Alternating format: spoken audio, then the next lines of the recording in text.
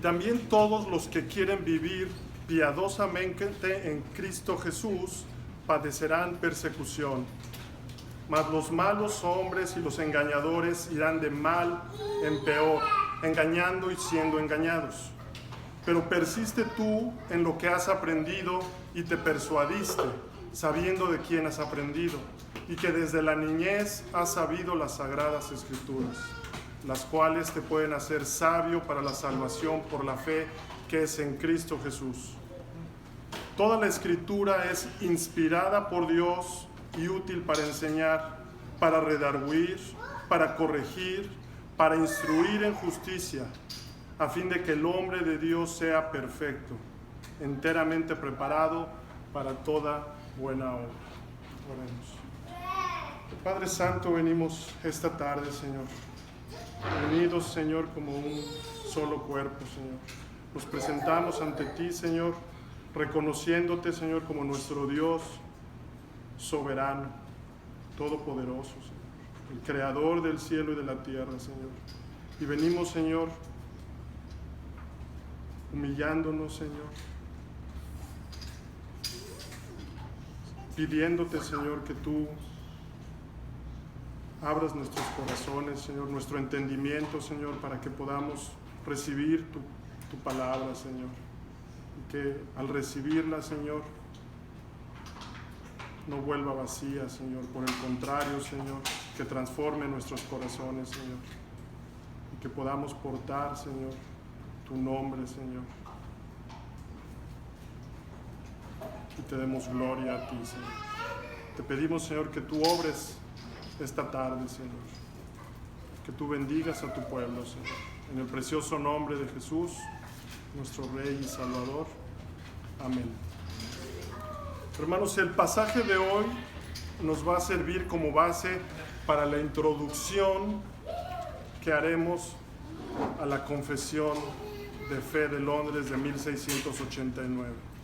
Y aclaro que no voy a hacer una exposición del pasaje, ya que el formato de este va a ser el de un estudio, de una clase, como les digo, introductoria, cuya intención es la de animarlos a profundizar en las Escrituras sistemáticamente y que vean la bendición de ser una iglesia confesional. La fe que confesamos. Hermanos, no es muy difícil para nadie ver la crisis que se vive en los hogares en estos tiempos, ¿verdad? Crisis que a veces no queremos reconocer, o crisis que están como ollas express a punto de explotar, o crisis que se están cocinando a fuego lento y quizá no lo hemos notado, ¿verdad? Pero cuando llegan, tristemente solemos culpar a todos, a nuestras esposas, o las esposas las mujeres a sus maridos, a las circunstancias del país, a tu infancia, a la educación que te dieron tus padres, pero rara vez nos pasa por la cabeza nuestra irresponsabilidad, ¿no?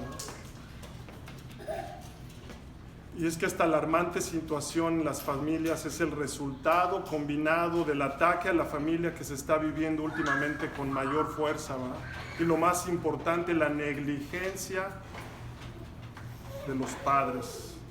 Y me refiero principalmente, obviamente, a los hombres a los que se les ha dado, a los que el Señor les dio la autoridad de liderar las casas, ¿verdad? Esto debe preocuparnos y al mismo tiempo debe alentarnos a hacer algo, porque todos somos responsables y todos somos afectados de alguna forma, ¿verdad? Y animarnos a, como Josué hizo en el capítulo 24, en su discurso de despedida, él dijo: yo y mi casa serviremos a Jehová. Las nuevas leyes que el gobierno aprueba van en contra de la palabra de Dios y atacan a la familia, que es la institución que Dios diseñó para que su reino creciera. La educación secular en escuelas, universidades y colegios son verdaderos campos de adoctrinamiento mundano. ¿Y creen que esto va a cambiar? ¿Creen que esto va a mejorar? ¿Cuál creen que sea la solución para no sucumbir nosotros en el intento de vivir una vida piadosa? ¿Cómo evitar ser arrastrados por la corriente? Y corriente que, por cierto, pasa más tiempo con nuestras familias de lo que nosotros pasamos, ¿verdad? Porque estamos afanados en nuestras ocupaciones diarias, ¿verdad? Pero dejemos algo claro, no esperemos que algún político resuelva esto, tampoco creamos que es la responsabilidad única del pastor de la iglesia. No, esto es responsabilidad, primero que nada, de cada uno de nosotros, de los padres, de las madres. Todos vamos a dar cuentas a Dios por nuestras familias. Cada hombre al que se le haya dado una posición de autoridad va a dar cuentas, sea un padre, una autoridad en el gobierno, todos van a dar cuentas por esa autoridad que el Señor le ha dado. El contexto de este versículo nos advierte de que todo aquel que quiera vivir piadosamente enfrentará persecución. Noten, 2 Timoteo 3:12.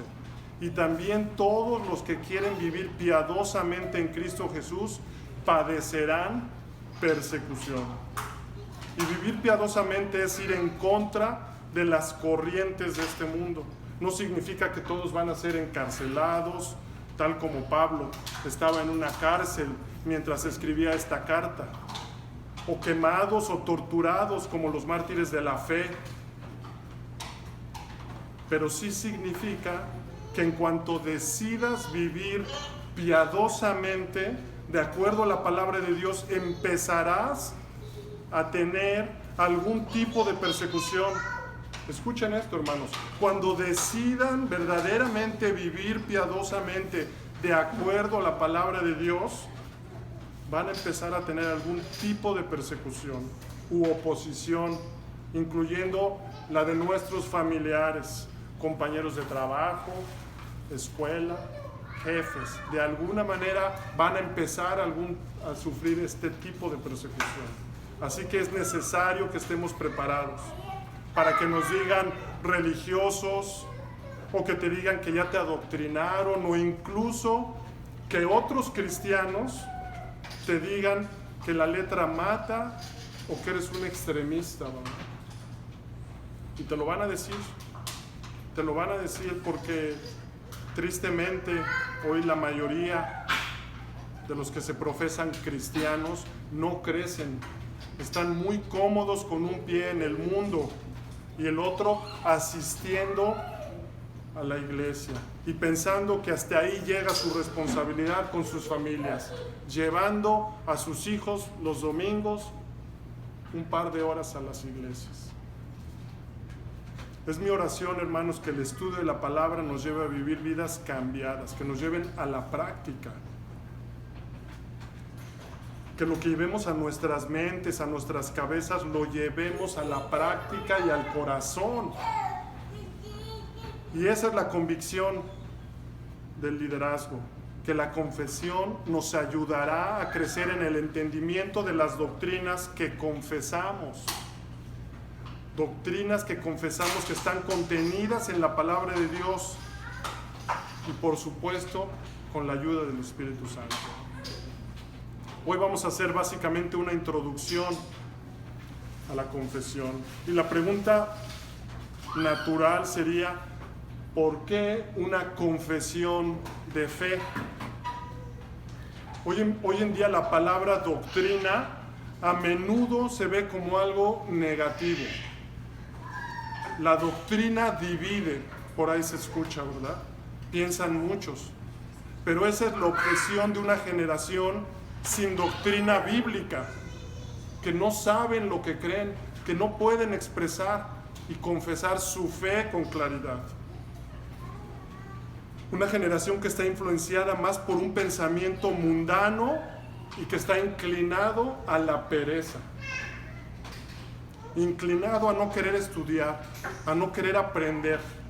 Y esta actitud está impregnada de orgullo, de autosuficiencia, de falta de humildad, y que se combina con pereza, fácilmente. Y yo sí diría que la doctrina divide, ayuda a separar las cabras de las ovejas. Eso hace la doctrina, divide. Mi pueblo perece por falta de conocimiento, dice Oseas 4:6. Mi pueblo fue destruido porque le faltó conocimiento. Por cuanto desechaste el conocimiento, yo te echaré del sacerdocio. Y porque olvidaste la ley de tu Dios, también yo me olvidaré de tus hijos.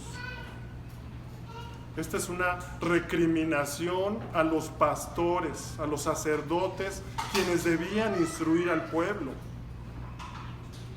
En el versículo 16 y 17 de 2 de Timoteo 3 nos da la utilidad y fin de la palabra de Dios. Dice, toda la escritura es inspirada por Dios y útil para enseñar, para redarguir, para corregir, para instruir en justicia, a fin de que el hombre de Dios sea perfecto, enteramente preparado para toda buena obra. Ahora, hermanos, quiero traer y citar las palabras del doctor Benítez, que estuvo hace unos días por acá, ¿verdad? Nosotros como iglesia bíblica decimos que para ser recibido en una asamblea local de creyentes, que es un reflejo del cuerpo universal de Cristo, hay dos requisitos claros. El primero es una verdadera conversión. Ese es el requisito espiritual. Creemos en una membresía regenerada. El segundo es el bautismo, que este es un requisito ceremonial. Es decir, nos identificamos públicamente con Cristo en su vida, su muerte y su resurrección. Alguien que no ha sido bautizado no puede ser miembro de la iglesia local de Cristo. Pero también creemos que hay un tercer requisito, y este requisito es organizacional. Es decir, debe estar de acuerdo con la doctrina que la iglesia tiene. El miembro tiene que estar de acuerdo con la doctrina que la iglesia tiene. Y de ahí la importancia de la confesionalidad. El doctor Benítez explica esto y él dice, porque si la iglesia no tiene una confesión de fe, ¿cómo podría decirle al candidato o miembro de esta iglesia, usted se identifica con la doctrina que la iglesia tiene? Bueno, pero ¿cuál es esa doctrina? Diría el candidato a ser miembro de la iglesia, ¿va? No podemos decirle, lea la Biblia, lea los 66 libros, porque esto le va a tomar mucho tiempo.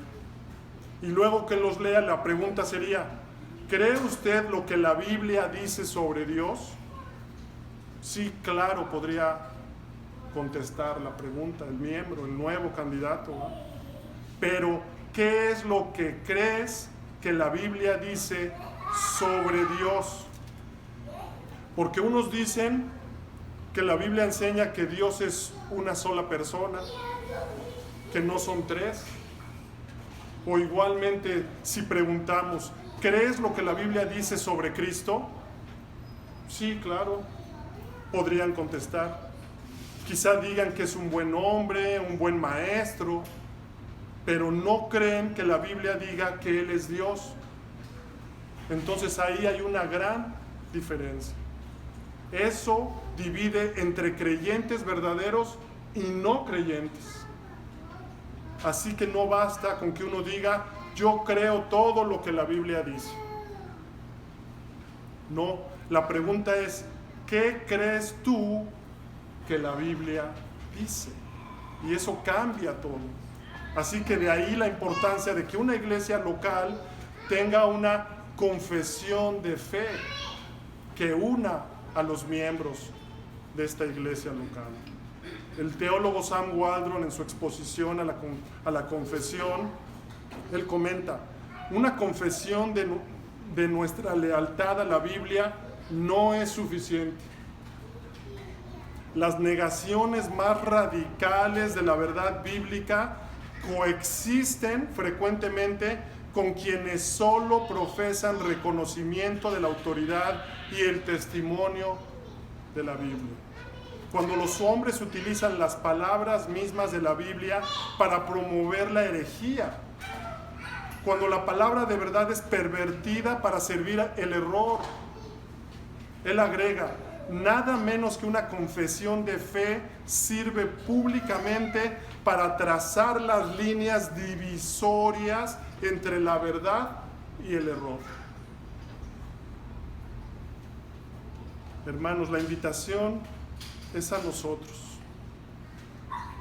Ya se nos ha revelado en el Evangelio, ya lo hemos escuchado. Ahora no desechemos el conocimiento, la disciplina preventiva, pues puede ser un error espiritualmente costoso para nuestra vida cristiana. Hoy tú le puedes preguntar a cristianos profesantes de 10 o más años en el cristianismo si te pudieran explicar 2 o 3 doctrinas fundamentales de las Escrituras. Piénsenlo, hermanos. 2 o 3 doctrinas fundamentales de las Escrituras. Piénsenlo. Se sorprenderían de la falta de conocimiento. Y no hablo de grandes explicaciones teológicas, sino simplemente con sus palabras, algo que les ayude, y escuchen esto, algo que les ayude a vivir una vida piadosa. Una doctrina que no solo se queda en el conocimiento, sino que la pueden explicar y les ayuda a vivir una vida en la práctica piadosa, que baja de su mente al corazón. Porque finalmente todos vivimos de acuerdo a lo que creemos. Todos. Estén conscientes o no estén conscientes, todos y cada uno de nosotros vivimos de acuerdo a lo que creemos. No hay para dónde hacerse. Así es. Es sorprendente saber que el 80% de los cristianos tienen problemas para citar los 10 mandamientos. Ya se los he dicho muchas veces. Tienen problemas para citar los 10 mandamientos. Inmediatamente el Señor, después de redimir a su pueblo de la esclavitud, ¿qué hizo? Les dio los 10 mandamientos como instrucción para que su pueblo se viera como un pueblo apartado, como un pueblo diferente.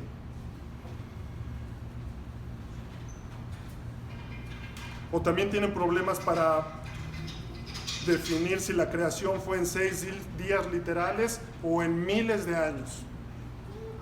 Y más grave y revelador aún, tienen dificultades para explicar el Evangelio. No me avergüenzo del Evangelio porque es poder de Dios para salvación. ¿Qué es poder de Dios para salvación? El Evangelio. Todo creyente escuchó el Evangelio y lo creyó. Debería de ser capaz, quizá no inmediatamente, pero en un tiempo razonable, debería de poder explicar con palabras el Evangelio, para poder vivir el Evangelio. Tenemos que ser responsables y congruentes con nuestra confesión de fe, con la fe que confesamos.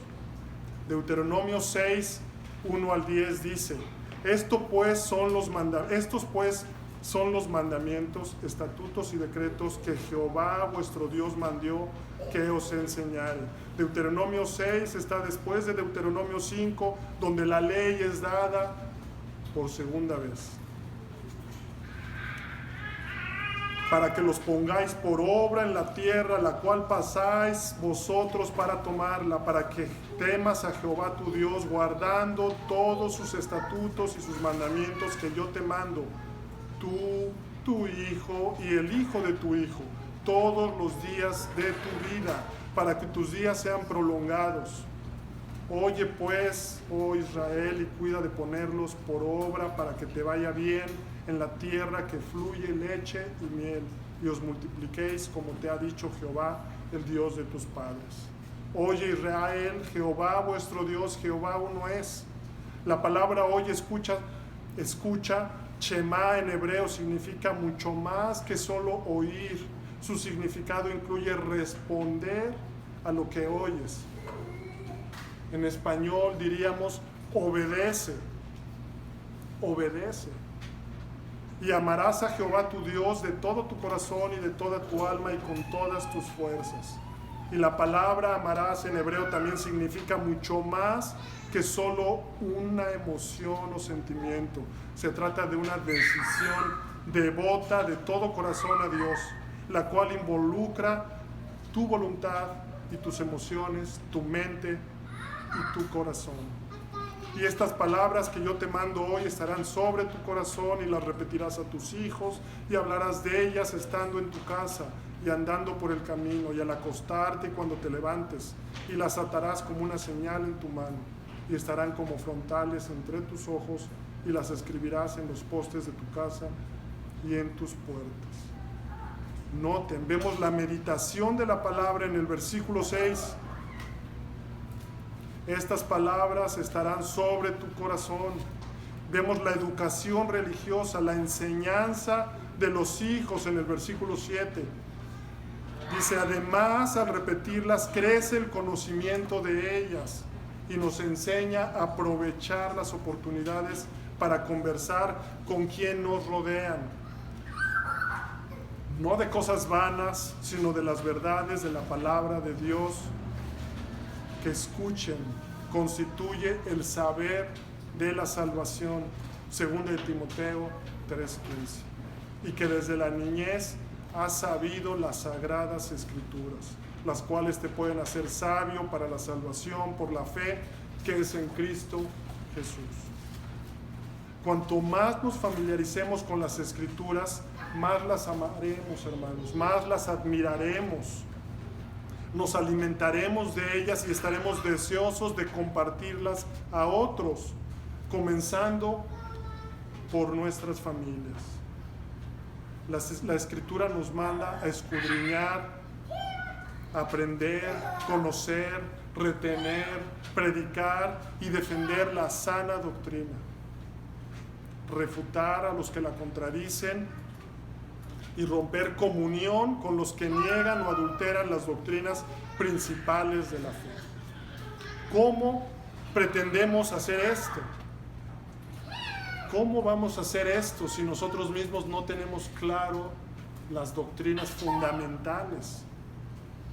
Si nosotros no tenemos las doctrinas fundamentales sistemáticamente en nuestras mentes. Y es ahí donde nos ayuda la confesión. Si no, van a pasar y van a seguir pasando años y seguiremos igual, sin un crecimiento. Y como consecuencia llevaremos vidas que no convencen ni a nuestros familiares cercanos, empezando por nuestros hijos y cónyuges. Mas los malos hombres y los engañadores irán de mal en peor, engañando y siendo engañados. No queremos ir de mal en peor, engañando y siendo engañados.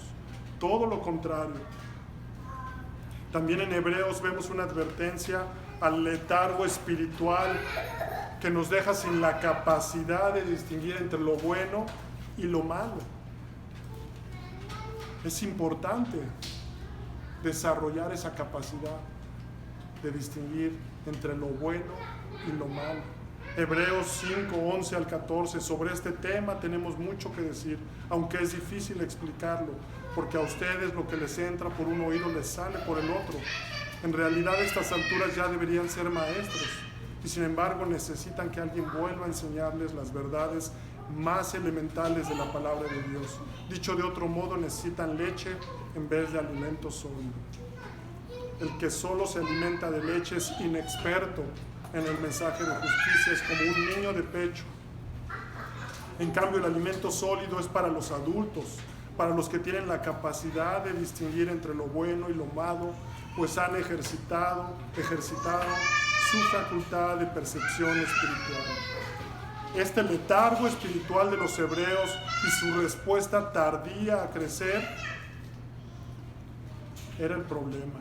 Y no que la leche sea mala, sino que es necesario profundizar en el Evangelio para ser apto en la recepción de enseñanzas adicionales, de alimento sólido. Y esto nos recuerda que no apropiarnos de la verdad del Evangelio y profundizar en él produce eso, un rezago serio en el progreso espiritual y la incapacidad para entender o asimilar enseñanzas adicionales. Hermanos, los 32 capítulos de la confesión es doctrina fundamental. Nos ayudarán a vivir vidas piadosas, a tener un marco, un sistema teológico en nuestras mentes. Y en ellas encontraremos alimento sólido. Doctrinas como la providencia, el decreto eterno de Dios, la caída del hombre, la perseverancia de los santos, doctrinas de la iglesia, donde vamos a encontrar la membresía, la pluralidad de los pastores necesaria para una iglesia sana. Tantas cosas que podemos aprender si nos comprometemos a estudiar sistemáticamente, en orden.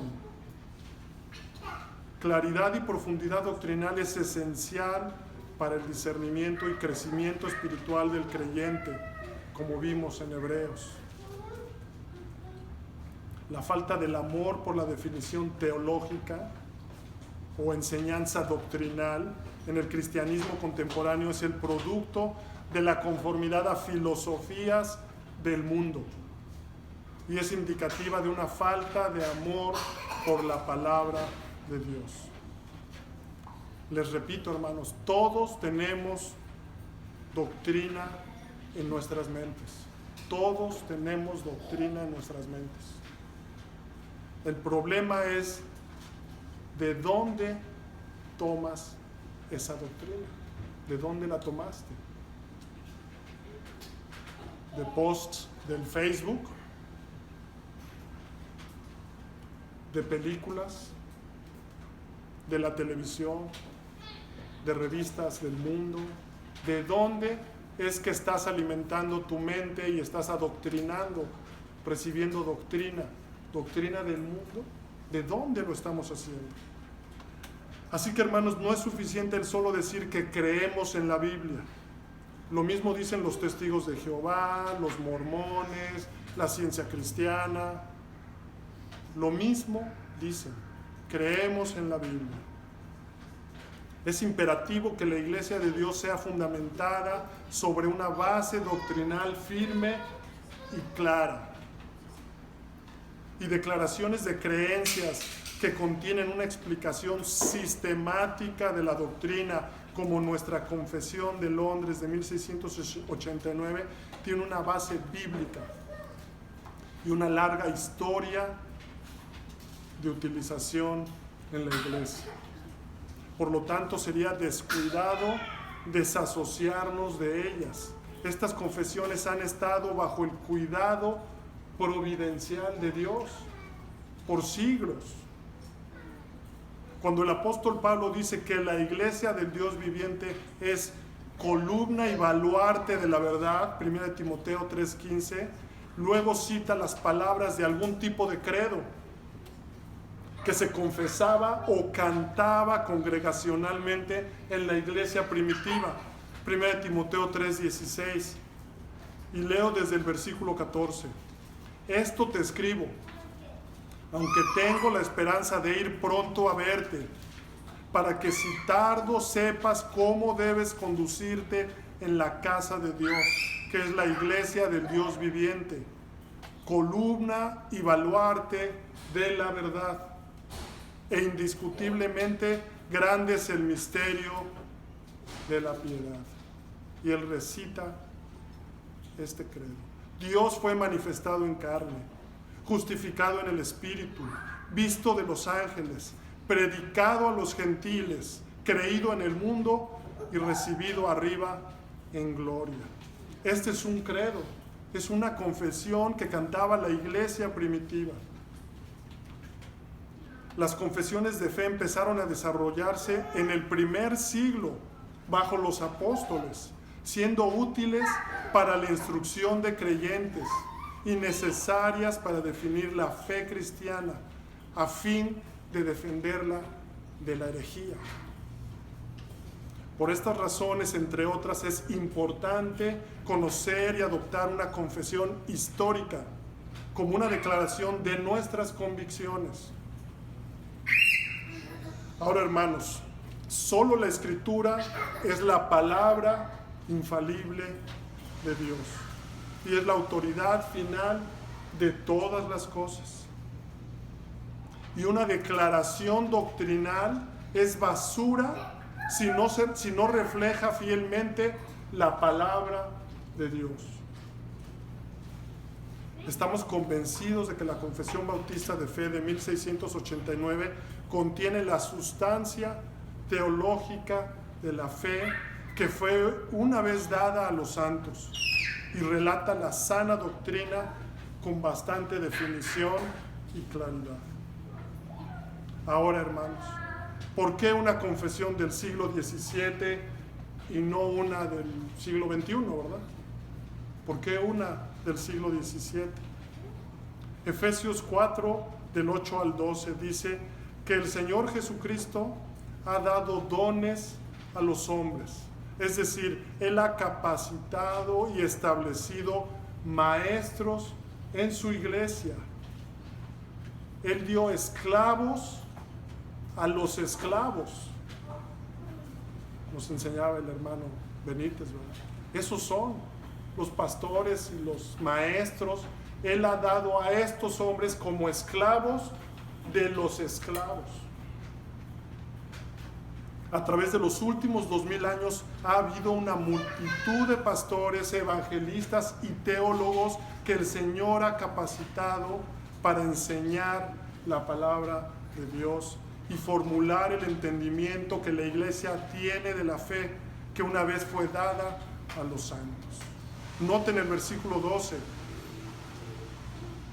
A fin de perfeccionar a los santos para la obra del ministerio, para la edificación del cuerpo de Cristo. Con una historia tan rica y larga en la que el Señor ha estado edificando su iglesia sin que las puertas del infierno prevalezcan contra ella, seríamos necios si no consideramos lo que han enseñado los grandes teólogos de los siglos pasados. Y como dije al principio, seríamos orgullosos y perezosos. Pecaríamos de arrogancia si no acudimos a estos hombres y a estas confesiones que han pasado la prueba del tiempo. Recuerden las grandes consecuencias que nos advierte la palabra de Dios en Oseas 4:6, en Deuteronomio, en Hebreos, etc. Al afirmar una confesión histórica como la Bautista de 1689, que radica en la tradición de la ortodoxia histórica, nos identificamos con una gran multitud de hombres piadosos que creían lo mismo, incluyendo puritanos, los mismos reformadores, padres apostólicos y más importante aún, los apóstoles y el Señor Jesucristo mismo, el fundamento y la piedra angular. Hebreos 6:12, no sean perezosos, más bien imiten a quienes por su fe y paciencia heredan las promesas. Ahora, hermanos, ¿qué es la confesión de fe bautista de 1689? La confesión es una exposición sistemática de la ortodoxia cristiana, es decir, se apega a lo correcto y verdadero, influenciada por la teología reformada y puritana. Incluye doctrinas comunes a la mayoría de la cristiandad como doctrinas de Dios y de la Santa Trinidad, de la creación, de Cristo el mediador. Además incluye doctrinas específicas del protestantismo, tales como sola escritura, sola fide, y doctrinas únicas a la teología reformada, como el decreto eterno de Dios, los pactos y el gobierno de la Iglesia. Y hermanos, a medida que avancemos y que seamos diligentes en nuestro estudio, nuestra vida práctica será bendecida, porque va a estar influenciada por nuestra doctrina. Porque esta es una promesa, ese es el fin, a fin de que el hombre de Dios sea perfecto, enteramente preparado para toda buena obra. Ahora, hermanos, un poco de historia que se encuentra en el folleto que tenemos de la confesión. El contexto histórico de la Confesión de Fe Bautista de 1689 es el mismo que el de la Confesión de Westminster de 1647. Y tenemos un resumen en el folleto, ¿verdad? Y están disponibles, no sé si hay allá, pero van a estar disponibles en la iglesia nuevamente. En Inglaterra, durante la década de 1630 y 1640, surgieron de la iglesia anglicana grupos congregacionalistas y bautistas. Y sus primeros años se caracterizaron por ciclos de persecución por parte del parlamento y la religión oficial del país, los anglicanos.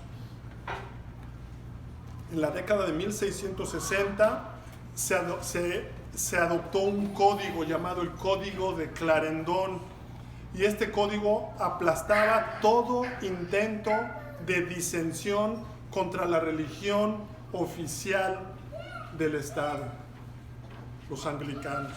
¿Qué era este código? Este código es el nombre que se le dio a 4 leyes, básicamente. Estas 4 leyes estaban aprobadas por el Parlamento con mayoría anglicana durante el tiempo de Carlos II de Inglaterra.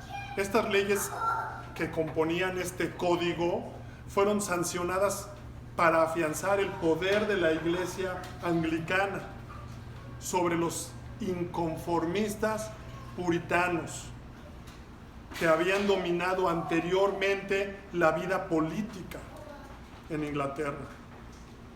Y estas fueron las 4 leyes que constituían este código. La número 1 establecía que todos los funcionarios municipales estaban obligados a jurar fidelidad a la Iglesia anglicana. Y todos ellos, estos funcionarios municipales, estaban obligados a tomar los sacramentos correspondientes. Y estos eran obligados a renunciar al presbiterianismo. La número 2 establecía la obligatoriedad del uso del libro de la oración común en todos los lugares públicos de oración, y decretaba la expulsión de todos los ministros de la iglesia que no se hubieran ordenado conforme a la iglesia anglicana. Es decir, ellos estaban poniendo la religión anglicana oficial, poniéndola a la fuerza, imponiéndola a todos. La ley número 3 limitaba a 4 personas el número máximo de fieles que podían celebrar cultos que fueran no anglicanos. O sea, si alguien se iba a congregar para hacer un culto presbiteriano o bautista, estaba limitado a solo 4 miembros. Y la número 4 prohibía a los ministros que habían sido expulsados del clero a acercarse a menos de 5 millas a sus antiguas parroquias. O sea, los expulsaron y luego les prohibían acercarse a menos de 5 millas. Estos periodos con estas leyes oprimían y angustiaban a los presbiterianos, congregacionalistas y bautistas por igual. Pero durante la Revolución Inglesa, el Parlamento inglés reclutó un ejército en alianza con los reformadores escoceses llamados los Covenanters y los gobernantes de Escocia contra las fuerzas del rey Carlos I de Inglaterra. Y en 1643 el Parlamento inglés convocó a teólogos piadosos, doctos y juiciosos para que se reunieran en la abadía de Westminster para dar su opinión sobre cuestiones de adoración, doctrina, gobierno y disciplina en la iglesia.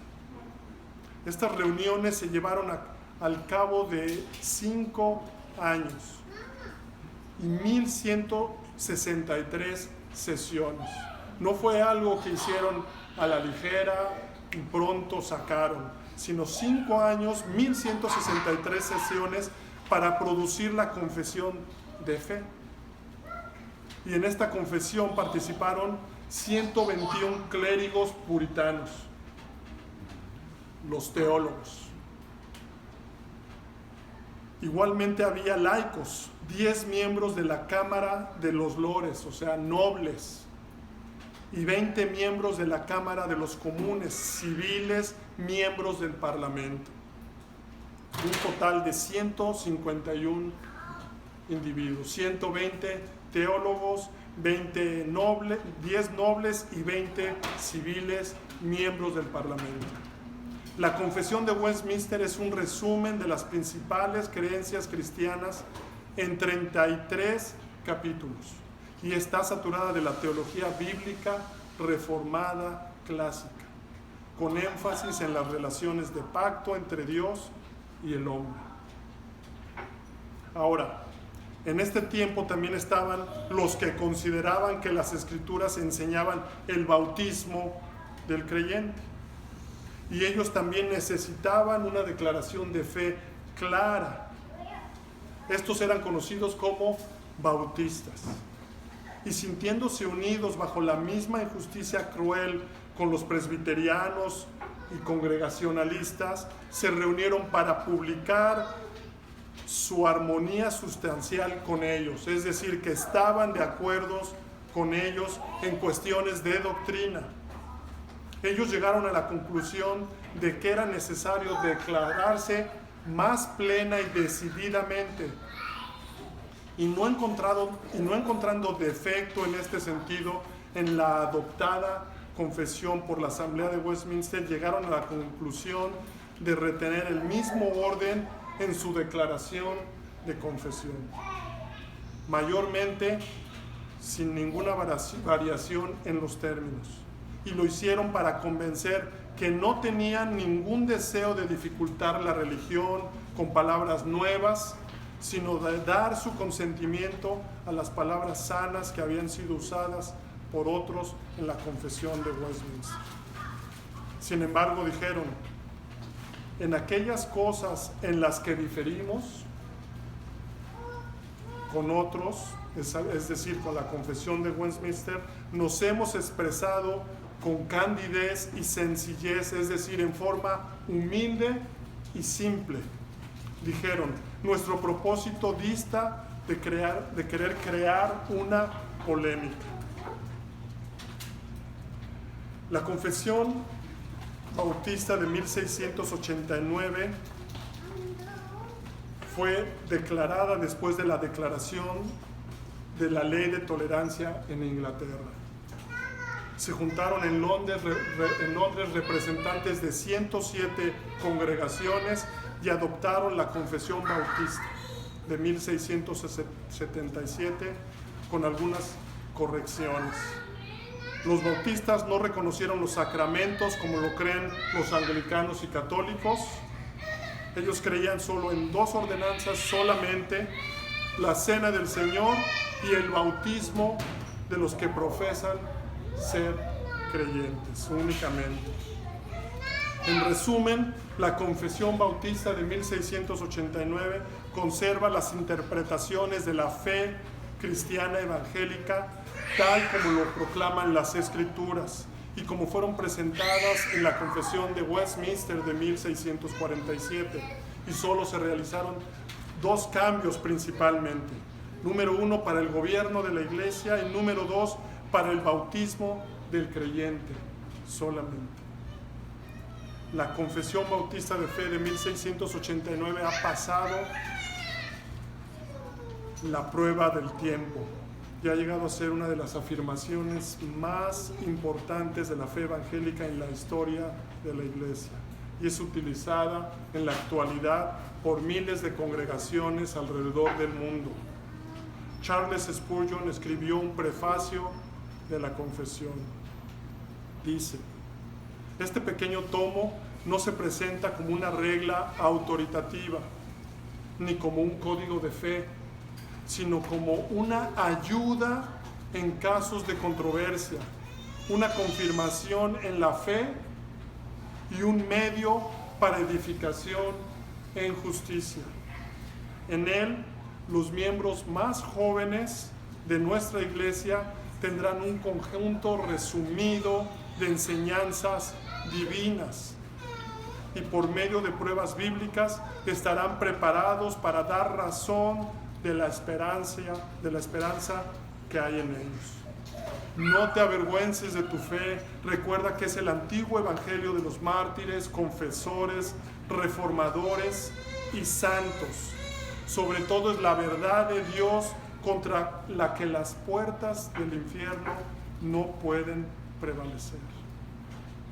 Haz que tu vida adorne tu fe, haz que tu ejemplo adorne tus creencias. Sobre todo, vive en Cristo Jesús y permanece en Él, no creyendo ninguna enseñanza que no haya sido manifiestamente aprobada por Él y sea propia del Espíritu Santo. Aférrate a la palabra de Dios que aquí es explicada para ti. Charles Spurgeon. Segunda de Timoteo 3:16 al 17. Toda la Escritura es inspirada por Dios y útil para enseñar, para redarguir, para corregir, para instruir en justicia, a fin de que el hombre de Dios sea perfecto, enteramente preparado para toda buena obra.